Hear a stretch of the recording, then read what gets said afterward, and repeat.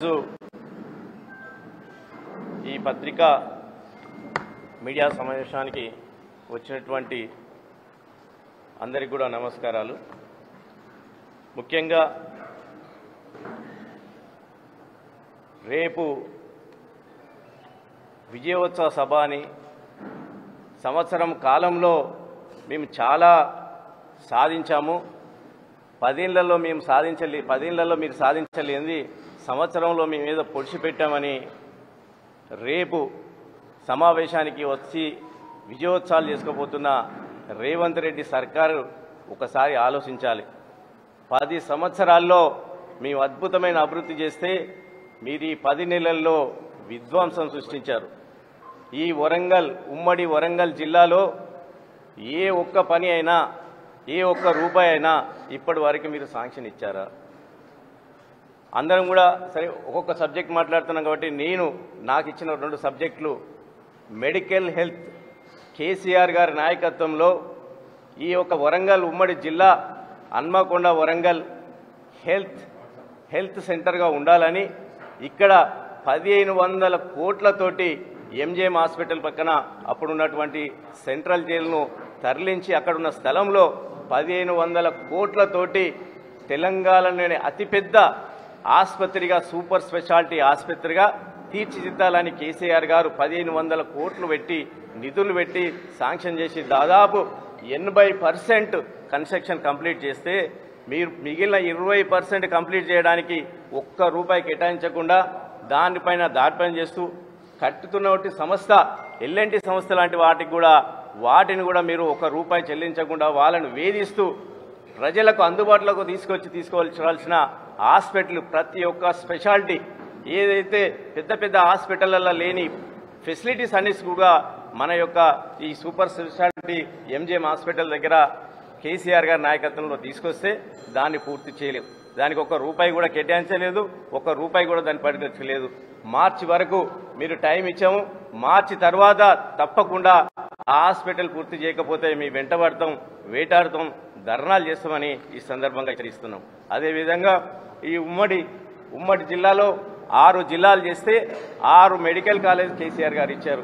మీరు ఒక్కటన్నా చేశారా? 6 మెడికల్ కాలేజీలు చదివిస్తే దానికి ఒక్క రూపాయి కూడా మెడికల్ కాలేజీ కట్టడానికి ఒక్క రూపాయి నిధులు కూడా విడుదల చేసలేరు. అదేవిధంగా ప్రతి నియోజకవర్గంలో 50 నుంచి 100 పడకల హాస్పిటల్ కూడా అప్గ్రేడ్ చేయడం జరిగింది. దానికి కూడా హాస్పిటళ్లకు నిధులు కేటాయిస్తే ఒక్క రూపాయి కూడా వాటిని కూడా కేటాయించలేదు. అదేవిధంగా ఈ హాస్పిటల్లో కూడా మందులు లాస్ట్ పారాసిటమాల్, డోలో 650 అట్లాంటి వాటి మందులను కూడా మీరు అందుబాటులో ఉంచకుండా ప్రజలను ఇబ్బంది పెడుతున్నారు, హాస్పిటల్లో ఇబ్బంది పెడుతున్నారు. మీరు కూడా ఏ ఒక్క పనిగడ హాస్పిటల్కి సంబంధించి ప్రజల యొక్క ఆరోగ్యం గురించి ఏ ఒక్క శ్రద్ధ కానీ ఒక మీటింగ్ కానీ చేయలేదు. రెండో విషయం, ముఖ్యంగా మన భద్రకాళి టెంపుల్ మన యొక్క మాడ వీధుల గురించి చెప్తున్నారు. మాడ వీధులు సంవత్సరం నరైంది, మీరు అందరూ సాక్ష్యం. 30 కోట్ల రూపాయలు మేము తీసుకొస్తే 10 కోట్లు కూడా 20 కోట్లు సీఎం గారు ఎస్డిఎఫ్ ఫండ్ తీసుకొచ్చినాం. 30 కోట్లు తీసుకొస్తే ఇప్పటి వరకు టెండర్ పెట్టింది మా ఆయంలో పెట్టిన 8 కోట్లు తప్ప ఇంకా 20 కోట్లకు అతుపది లేదు, ప్లాన్ లేదు. దమ్ము ఉంటే రేపు మీరు ఇక్కడికి వస్తున్నారు, రేవంత్ రెడ్డి గారు వస్తున్నారు, ఇన్ఛార్జ్ మంత్రి పొంగులేటి శ్రీనివాస్ రెడ్డి గారు వస్తున్నారు. మీరు 100 కోట్ల రూపాయలు భద్రకాళి అమ్మవారికి డిక్లేర్ చేయండి.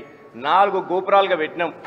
4 గోపురాలు మేము డ్రాయింగ్ చేసి పెట్టినాం. అట్లే దేవుని యొక్క ప్రహారీ, అమ్మవారి యొక్క ప్రహారీ కూడా మేము క్రియేట్ చేసి పెట్టినాం, దాన్ని తయారు చేసి పెట్టినాం. మీరు దమ్ముంటే రేపు 100 కోట్లు రేపు రేవంత్ రెడ్డి సర్కార్తో రేపు జీవో తీసుకురావాలని ఈ సందర్భంగా డిమాండ్ చేస్తున్నాం. ఇక్కడ నా నాయకులు కానీ ఇక్కడ మీరు ఉన్నారు కానీ దయచేసి మీరు మాట వీధులకు మీరు చేసింది ఏమీ లేదు. మేము చేసింది తప్ప ఇప్పటి వరకు ఒక రూపాయి శాంక్షన్ చేసి లేదు. అదేదో మాట వీధులు మీరు చేసినట్టు, మీరేదో తీసుకొచ్చినట్టు, మీరేదో అదేనట్టు చాలా మీరు బిల్డప్ ఇస్తున్నారు. మీరు ఏమీ చేయలేదు. దానికి మీరు అమౌంట్ అది చేయాలి. అదేవిధంగా మీరు దేనికి ఉత్సాహాలు చేస్తున్నారు, ఏం సాధించారని సంబరాలు చేస్తున్నారు. కాంగ్రెస్ పార్టీ ఏర్పడి సంవత్సరం కావాల్సిన సందర్భంలో మీ కాంగ్రెస్ పార్టీ ఎందుకు వరంగల్ సభ, అసలు ఎందుకు ఈ ఉత్సవాలు? సంవత్సరం గడవక ముందే 600 పైగా రైతులు చనిపోయారు, అందుకు ఉత్సవాలు చేస్తున్నారా? మహిళలపై 130 మంది అత్యాచారాలు జరిగాయి, దానికి విజయోత్సవాలు చేస్తున్నారా? 87 మంది ఆటో డ్రైవర్లు చనిపోయారు, దానికి విజయోత్సవాలు చేస్తున్నారా? 26 మంది చేనేత కార్మికులు చనిపోయారు, దానికి ఉత్సాహాలు చేస్తున్నారా? పురుగుల అన్నం విషాహారం తిని వందల మంది విద్యార్థులు ఆసుపత్రుల పాలైతే దానికి విజయోత్సాహాలు చేస్తున్నారా? ఆసుపత్రులు మందులు లేక మంది ఇబ్బంది పడుతున్నందుకు విజయోత్సాహాలు చేస్తున్నారా? రైతు రుణమాఫీ పూర్తి చేయనందుకు చేస్తున్నారా? రైతు బంధు ఇయ్యనందుకు చేస్తున్నారా? రైతు భరోసా ఇయ్యనందుకు చేస్తున్నారా? ఏపీ పోలీస్ విధానం తీసుకువస్తామని చెప్పి ఏపీ పోలీస్ ఏక్ పోలీస్ విధానం తీసుకువస్తామని చెప్పి తీసుకురాకుండా కానిస్టేబుల్ మోసం చేసినందుకు విజయోత్సవాలు చేస్తున్నారా? గ్రూప్ పరీక్షలు ప్రిపేర్ అయిన విద్యార్థులకు 2 లక్షల ఉద్యోగం సంవత్సరం లోపలే ఇస్తామని చేసినందుకు విజయోత్సవాలు చేస్తున్నారా? కళ్యాణ లక్ష్మితో పాటు తులం బంగారం ఇస్తామని చెప్పి ఇవ్వనందుకు విజయోత్సవాలు చేస్తున్నారా? స్కాలర్షిప్లు ఇవ్వకుండా విద్యార్థులను ఇబ్బందులు పెడుతున్నందుకు విజయోత్సవాలు చేస్తున్నారా? తమ ఇల్లు కూలగొట్టి కన్నీరు వినిపిస్తున్న మూసి బాధితులను చూసి విజయోత్సవాలు చేసుకుంటున్నారా? హైడ్రా తోటి మధ్యతరగతి వాళ్ళని ఇబ్బంది పెడుతున్నందుకు విజయోత్సవాలు చేసుకుంటున్నారా? ఉద్యోగులకు 5 DAలు ఇస్తా అని చెప్పి 1 DAతో ఇచ్చి ఏనాటిగా మోసం చేసినందుకు మీరు విజయోత్సవాలు చేసుకుంటున్నారా? అల్లుడు కోసం ఫార్మసిటీ నిర్మాణం కోసం ప్రజల యొక్క పేద భూములు గుంజుకొని వాళ్ళని కొట్టినందుకు విజయోత్సవాలు చేసుకుంటున్నారా? ప్రజలకు ఏం జరిగిందని మంచిగా చేసుకుంటున్నారు. 85,000 కోట్ల అప్పులు తీసుకొచ్చినందుకు విజయోత్సవాలు చేసుకుంటున్నారా? 2,500 మహిళలకు ఇస్తా అని చెప్పి ప్రతి నెల ఇస్తా అని చెప్పి మోసం చేసినందుకు ఇస్తున్నారా? సంక్షేమ హాస్టల్లో కనీసం భోజనం సరిగా అందించలేకపోతున్నందుకు ఇస్తున్నారా? ఎన్నో ఉన్నాయి మీకు చెప్పాలంటే మీ గురించి. కాబట్టి దేనికోసం చేస్తున్నారు? ఈ సందర్భంగా రేపు మహిళా సభలో వస్తున్న సభకు మహిళలందరూ కూడా మీరు నిలదీయాలి. 2,000 పెన్షన్ని 4,000 చేస్తున్న మహిళలకి ఇయ్యనందుకు చేస్తున్నందుకు మీరు ప్రశ్నించాలి. రేపు 2,500 రూపాయలు మాకు ఎందుకు ఇయ్యలేదో ప్రశ్నించాలి. ఇక్కడికి వచ్చే మహిళా సంఘాల వాళ్ళందరూ కూడా దయచేసి ఆలోచించాలి. ఈ రేవంత్ రెడ్డి సర్కార్ చేస్తున్న మోసాలను మీరందరూ కూడా రేపు వచ్చే సభలో నిలదీయాలని సందర్భంగా తెలియజేస్తూ, ఇక్కడ మీరు వరంగల్ జిల్లాకి ఏమీ చేయలేదు. ఒక్క మంత్రి అన్న ఒక కాన్స్టిట్యున్సీకి పోయిరా? ఒక్క మంత్రి ఒక ఎమ్మెల్యే కాన్స్టిట్యూన్సీకి పోయే పరిస్థితి ఉందా? సీతక్క ములుగు కాన్స్టిట్యున్సీ దాటి రాదు. ఇక్కడ కొండ సురేఖ వరంగల్ కాన్స్టిట్యున్సీ దాటి పక్క కాన్స్టిట్యున్సీకి రాదు. మీ మంత్రుల దగ్గరికి మీ ఎమ్మెల్యేలు పోరు, మీ ఎమ్మెల్యేల దగ్గరికి మీ మంత్రులు రానియరు. ముఖ్యమంత్రి వస్తే ఎమ్మెల్యేలు రారు, ముఖ్యమంత్రి వచ్చిన ఎమ్మెల్యేలు రారు.